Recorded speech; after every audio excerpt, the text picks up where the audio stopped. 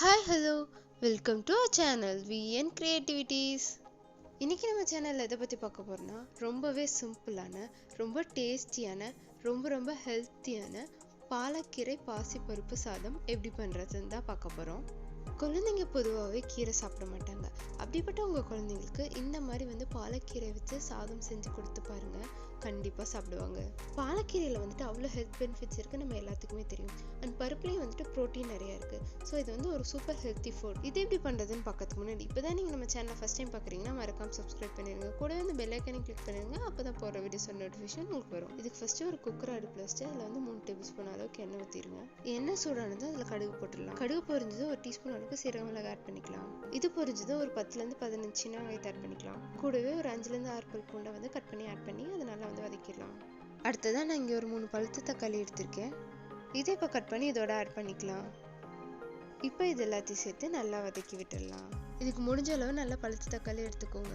அடுத்தது இது கூட 1/4 டீஸ்பூன் உப்பு, 1/4 டீஸ்பூன் மஞ்சள் தூள் சேர்த்து நல்லா வதக்கிடலாம். இந்த உப்பு தக்காளி வதங்கிறதுக்கு மட்டும்தான். அடுத்தது இது கூடவே நல்லா ஒரு 1/2 டீஸ்பூன் அளவுக்கு சாம்பார் தூள் ஆட் பண்ணிக்கலாம். சாம்பார் தூள் ஆட் பண்ணிட்டு அதை நல்லா வதக்கி விட்டுடலாம். இந்த ஸ்டேஜில் அடுப்பை லோ ஃப்ளேமில் வச்சுருங்க. அப்போ தான் அடி பிடிக்காமல் இருக்கும். இது இப்படியே ஒரு 2 to 3 நிமிஷம் அந்த தக்காளி நல்லா மேஷ் ஆகிற அளவுக்கு வதக்கிடலாம். இப்போ பாருங்கள், தக்காளி நல்லா வதங்கிடுச்சு. இப்போ இந்த ஸ்டேஜில் நான் 1/2 கட்டு அளவுக்கு பாலக்கீரையை கட் பண்ணி வச்சுருக்கேன். அதை இதோட ஆட் பண்ணிக்கலாம். பாலக்கீரையை ஆட் பண்ணதுக்கப்புறமா அதை நல்லா வதக்கி விட்டுடலாம். இந்த பாலக்கீரை இந்த மசாலாவோட நல்லா வதங்கி அதோட குவான்டிட்டி கம்மியாகணும். அதாவது இதை நல்லா சுருங்கி வரணும். அந்தளவுக்கு இதை நம்ம நல்லா வதக்கிடணும். இது பார்க்க தான் இவ்வளோ நிறைய இருக்கிற மாதிரி இருக்குது. இதை நான் நல்லா வதக்கிறப்புறம் காட்டுறேன் பாருங்கள், அது எவ்வளோ கம்மியாகுது அப்படின்ட்டு. ஸோ நீங்கள் 1/2 கட்டுலேருந்து 1 கட்டு தாராளமாக சேர்த்துக்கலாம். இப்போ பாருங்கள், இந்த பாலக்கீரை எந்த அளவுக்கு சுருண்டு வந்திருக்கு அப்படின்ட்டு. அண்ட் இதுலேருந்து எவ்வளோ தண்ணி விட்டுருக்கு பாருங்கள். இப்போ இந்த பாலக்கீரை சாதத்துக்கு தேவையான அளவு தண்ணி ஊற்றிடலாம்.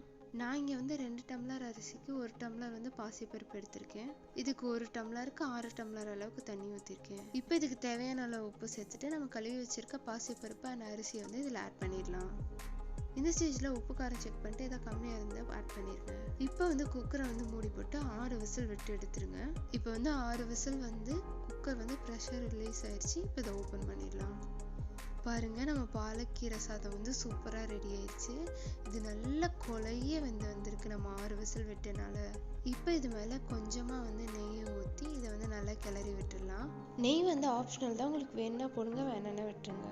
குழந்தைங்களுக்கு கொடுக்கும்போது மேக்ஸிமம் நெய் போட்டு கொடுத்தோன்னா அது நல்லா வாசனையாக இருக்கிறனால அவங்க நல்லா சாப்பிடுவாங்க. அதுக்காக நான் நெய் சேர்த்துருக்கேன். அண்ட் இதில் உப்பு காரம் ரெண்டுமே நான் ரொம்ப கம்மியாக தான் சேர்த்துருக்கேன். நீங்கள் உங்கள் காரத்தோட சுவைக்கப்போ கூடவோ குறைச்சோ போட்டுக்கோங்க. நீங்கள் இதில் வெங்காயம் தாளிக்கும் போது வரமிளகாயோ பச்சை மிளகாயோ உங்களுக்கு எது விருப்பமோ அதை உங்கள் விருப்பத்துக்கு எப்போ ஆட் பண்ணிக்கோங்க. நான் போட்டிருக்க இந்த அளவு குழந்தைங்க சாப்பிட்ற மாதிரி தான் போட்டிருக்கேன். என் குழந்தை காரம் கம்மியாக இருந்தால் தான் சாப்பிடுவா, அதுக்காக தான் நான் இப்படி சேர்த்துருக்கேன். அண்ட் இதுக்கு பெருசாக கடிச்சிக்க எதுவும் தேவையில்லைங்க. அப்பளம், வடகம், இந்த மாதிரி சிப்ஸ் எதோ ஒன்று நீங்கள் சேர்த்துக்கலாம். அல்லது ஊறுகாய் கூட சேர்த்துக்கலாம். அப்படி இல்லை அப்படின்னா நீங்கள் உருளைக்கிழங்கு வறுவல் சேர்த்துக்கோங்க. நாங்கள் எப்பயுமே இந்த மாதிரி சட்டில்டான ஏதோ ஒரு சாதம் செஞ்சோம் அப்படின்னா எங்களுக்கு ஏற்ற மாதிரி நல்லா ஸ்பைஸியாக ஏதோ ஒரு வறுவல் பண்ணிடுவோம். வறுவல் நல்லா மசாலாவாக ஸ்பைஸியாக பண்ணிட்டோம் அப்படின்னா இந்த மாதிரி சாதம் கொஞ்சம் சட்டில்டாக இருந்தால் அது ஒன்றும் பெருசாக நமக்கு தெரியாது.